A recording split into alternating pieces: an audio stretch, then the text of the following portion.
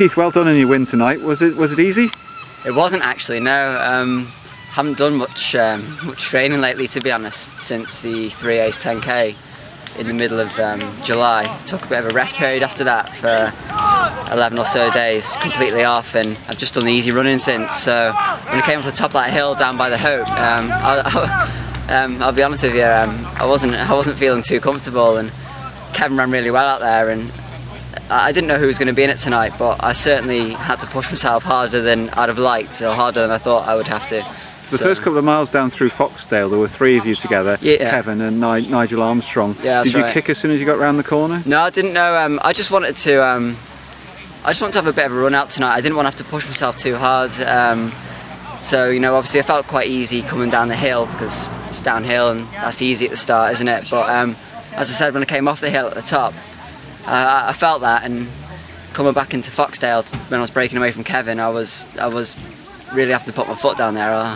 And what was your margin of victory in the end? It was only 5 seconds, so like I said, I had to under pressure all the way. Yeah, I did have to stretch it at the end. Yeah, definitely. So you said you're just taking a break. Is that the end of your track season now? Yeah, no more track races for me now. I finished up in July after the 3A's 10K. So you've set Manx records at all the important distances for you: the 1500, the 5000, the 10,000. Is that correct? Yeah, that's right. Yeah. Which one of them was the most important to you?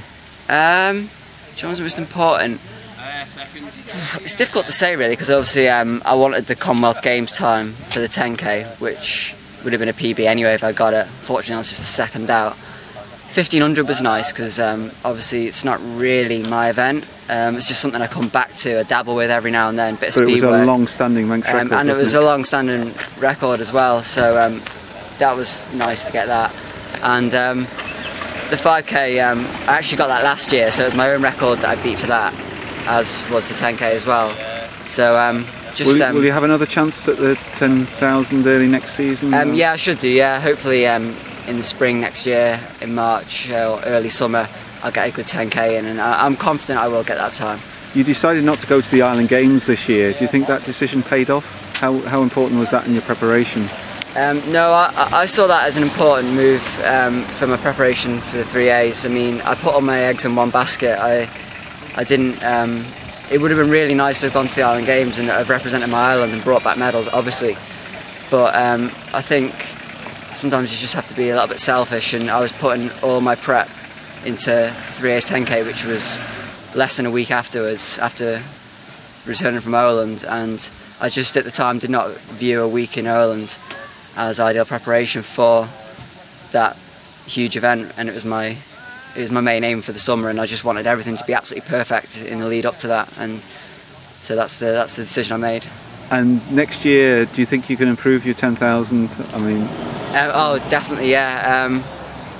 Like I wouldn't be doing this if I didn't think I could improve. Bit of a stupid question, really. Yeah, I wouldn't be out training every day if I didn't think I could improve. Definitely think there's. If you were selected for the Commonwealth Games, would you like to go for the 5,000 as well?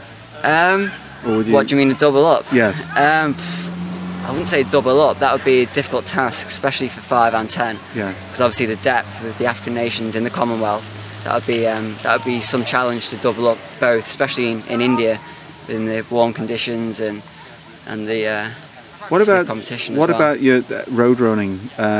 You've got long-term aspirations to move up into road racing? Yeah, I do, obviously, yeah. I mean, ultimately I can see myself going down probably marathon route, to be honest. I think. How many years away is that? We won't hold you to it. It's difficult to say, really. I don't like to put an age on when you should step up to marathon. I think when your body's ready for it, really. So for some people, early 20s, for some people early 30s. Do you think you'll stay on the track as well and do some road races as a stepping stone? Definitely, for now anyway. I have a lot of unfinished business on the track. I still want to take big chunks off my times. Would you agree that your track running has still got some way to go to reach the levels that you've achieved at the cross country? Yeah, I'd say so. I mean, most of my success so far has come on the cross country. It's definitely, I suppose you could say, come easier to me. I am more suited to cross country, and I've made GB teams for cross country. I've never run for GB on the track, And so you were the top British finisher in the junior cross country a few years ago, weren't you? I was at the national cross, yeah. Yes, yeah. So I definitely think that, yeah, most of my success has come on the cross country. How did you enjoy the World Cross Country this year? It's difficult to. It was just hard. It was just hard, especially on the course as well. Did you feel you ran to form? It's really hard to say in a race like that. I can definitely say I gave 100% on the day, but I don't think I could have placed much higher, even if I'd had an outstanding run. But the issue I'm driving at really is you're running against guys who are 3 minutes faster than you at 10,000 metres, and although the British team got a slating, you have to be realistic about your ambition, don't you? Yeah, you do. I mean, yeah, I was never going to be in the league group, you know, challenging for a top 10 or whatever. In a world cross, you just have to run your absolute heart out and just see where you end up. I mean, that's all I did on the day. I just ran as hard as I could, and I found it tough. The course wasn't easy. The opposition was unbelievable, and it was just, I can't describe it really. It's just hard. Moving right back to your roots, what do you remember when you first competed on the island?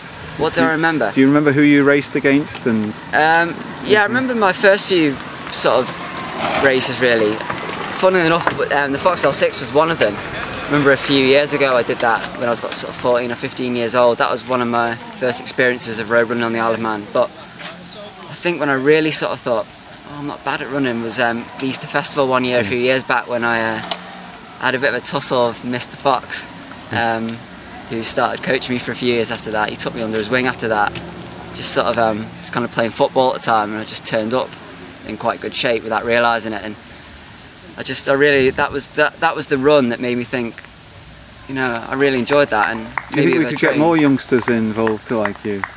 I hope so, yeah. I mean, I suppose it's not the most glamorous sport, is it, to be attracted to? Not when you've got sort of football and you know these other sports that most sort of kids seem to go to these days. Do you follow other sports yourself?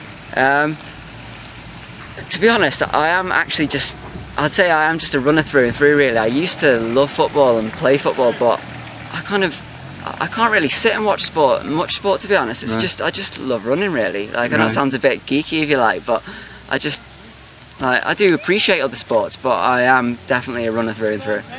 Well, finally, you've just graduated. Yeah, yes, got there in the end. And you've got. We're going to talk to you another time about what's going to happen next. Yeah. But how did you enjoy? How much has your running improved while you've been at St Mary's? How much has it improved? I'm definitely a much better athlete than I was 4 years ago before I went to St Mary's. But could you have done that on the island? It's difficult to say. I definitely think my last year I've made massive leaps, and I think a lot of that is down to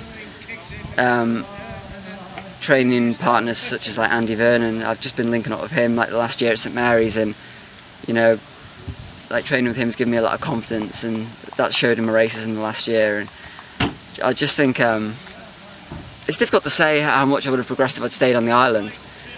Who knows, I might have progressed just as much, even more. But well, you've come a long way since that race against Mr. Fox anyway. Yeah, well done tonight. So I should have.